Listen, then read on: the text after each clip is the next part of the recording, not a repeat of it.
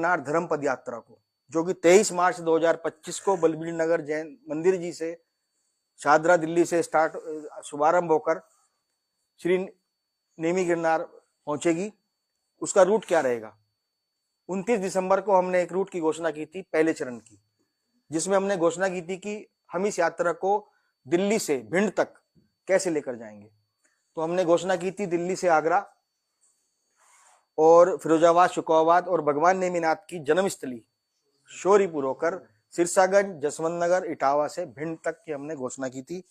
आज इस आज मीटिंग के माध्यम से गत 1-2 महीनों में हमने व्यक्तिगत रूप से काफी स्थान पर गए हम लोग और सड़क के माध्यम से रूट का प्रयास किया। और जो हमारे जितने भी एसोसिएट्स हैं, जो हमारी शाखाएं हैं, इंदौर शाखा है या जो हमारी गुजरात में सूरत शाखा है, और भी जो हमारे सहयोगी बंधु हैं, उन सब से हमने चर्चा करी।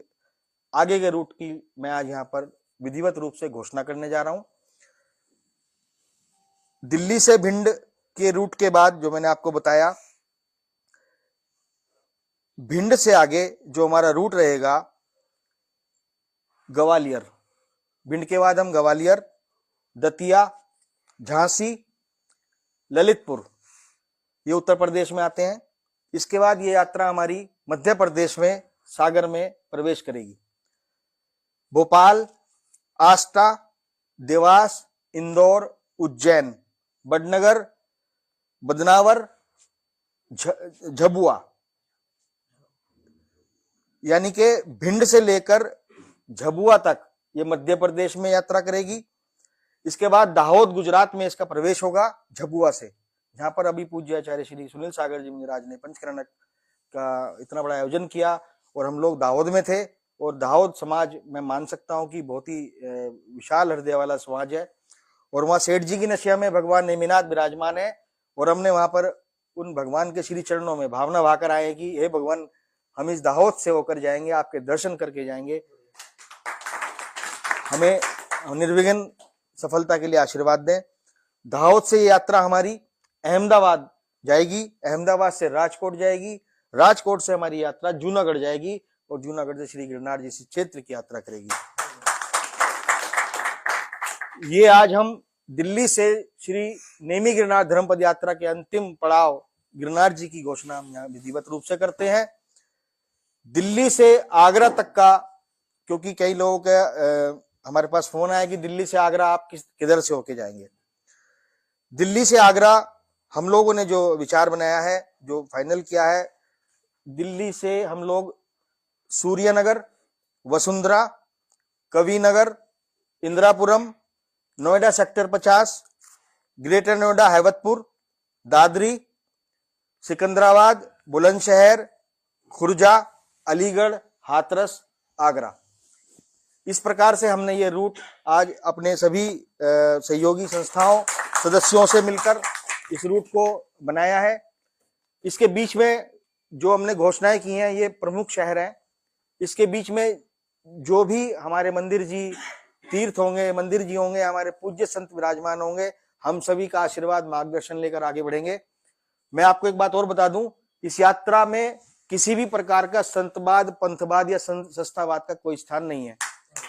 हमारे रास्ते में आने वाले सभी जैन मंदिरों में हम दर्शन करेंगे और प्रयास करेंगे कि हम अधिक से अधिक मंदिरों को कवर कर सकें। समय सीमा एक बहुत बड़ी सीमा होती है। दिल्ली के अंदर हम बहुत ज्यादा नहीं घूम पाएंगे क्योंकि हमें 1500 किलोमीटर जाना है। 2 विषय और प्रमुख आते हैं। महावीर जन्म कल्याणक, जैसे कि आपको विदित है 10 अप्रैल को भगवान महावीर का जन्म जयंती है, जन्म कल्याणक है। हमारा प्रयास है कि हम इस 10 तारीख को आगरा के अंदर क्योंकि आगरा के अंदर एक विशाल रूप में इस जन्म कल्याणक को मनाया जाता है, तो हम ये यात्रा 10 अप्रैल को हम प्रयास करें कि हम आगरा में इसमें शामिल हों। इसके बाद जैसे कि आपको विदित है, इंदौर के अंदर 27 अप्रैल से 2 मई तक परम पूज्य आचार्य श्री विशुद्ध सागर जी का पट्टाचार्य पद बहुत बड़ा महामहोत्सव होने वाला है। यद्यपि एक बहुत मुश्किल टास्क है क्योंकि हमारी सीमा 15 किलोमीटर की लगभग रहेगी, तो रूट के हिसाब से तो हम 12, 13, 14 तारीख में मई में पहुंचने वाले हैं।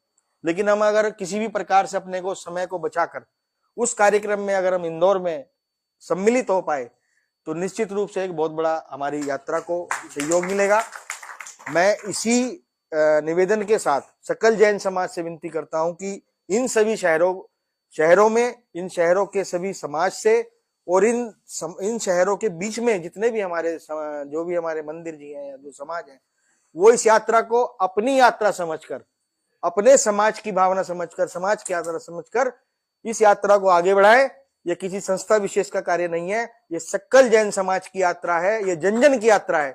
और इसके अंदर केवल जैन समाज ही नहीं, जिस प्रकार से हमें आश्वासन मिला है, जिस प्रकार से हमें इंदौर के सांसद श्री शंकर लाल वारी जी ने आश्वासन दिया है, इटावा से हमारे समाज ने आश्वासन दिया है, आगरा से हमें आश्वासन मिला है कि हम इस यात्रा में जैन समाज ही नहीं अन्यत्र समाजों को भी जोड़ेंगे। जिस प्रकार जैन समाज अन्य धर्मों के समाजों की यात्राओं में सहयोग करता है, वो सभी लोग इन यात्राओं में शामिल होंगे। इन्हीं भावनाओं के साथ जय बोलो नेमी।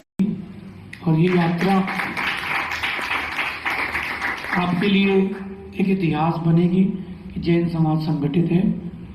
ये आपको बार बार बोला जाता है कि बिखरी है, बिखरी है, ताकि आप माइंड सेट कर लो कि बिखरी है। बिखरी है ही नहीं। किसने कहा कि बिखरी है? कोई नहीं बिखरी।